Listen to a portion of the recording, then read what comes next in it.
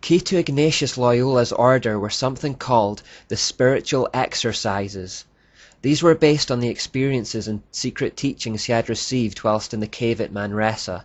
He basically made a template of what he had done in the cave to summon the serpent with the secret knowledge, and then passed it on to his followers.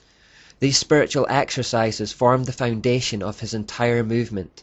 All Jesuits would have to go through them in order to bring themselves to the same kind of mind as Loyola had himself after 10 months in the cave. They involve systematic meditation, prayer, contemplation, visualization and illumination, and would lead to a trance-like state of ecstasy. By following these rituals, he and his followers were even seen to levitate off the floor. The spiritual exercises initiation would take 30 days, and initiates were brought through them by a supervisor or director.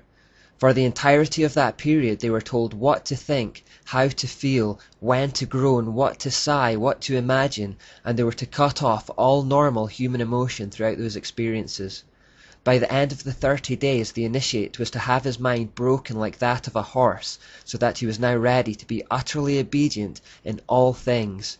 An observer of the Jesuits wrote, "Not only visions were prearranged, but also sights, inhalings, breathing was noted down, the pauses and intervals of silence were written down like a music sheet, which meant that the man, being inspired or not, became a machine who had to sigh, sob, groan, cry, shout, or catch his breath at the exact moment and in the order which experience showed to be the most profitable." Using this method, Loyola needed only 30 days to break someone's will and reasoning. The Jesuit initiates, once brainwashed or programmed by the spiritual exercises and further training, were to become as puppets to their superiors. Their constitution states that the Jesuit must give instant compliance to those above them in the hierarchy, completely sacrificing their own will in the process. They were to be directed under divine providence by their superiors, just as if they were a corpse, which allows itself to be moved and handled in any way. Their constitution justifies this absolute and unquestioning obedience by claiming the general of the Jesuits is in the place of Jesus Christ. Like the Pope, the general has invested in himself spiritual authority for worldly power and control. In more than 500 places in the Jesuit constitution, it is taught that the Jesuits should see Jesus in their general. The blasphemy continues in the constitution, saying, "No constitution, declaration, or any order of living can involve an obligation to commit sin, mortal or venial, unless the superior command it in the name of the Lord Jesus Christ, or by virtue of holy obedience, which shall be done in those cases or persons wherein it shall be judged to conduce the particular good of each, or to the general advantage, and instead of the fear of offence, let the love and desire of all perfection succeed, that greater glory of Christ, our Creator and Lord, may follow." That nonsense just means that the Jesuit superiors can command an inferior to commit a sin in the name of Jesus Christ, if they feel the end justifies the means, or if it leads to the greater glory of God in their eyes.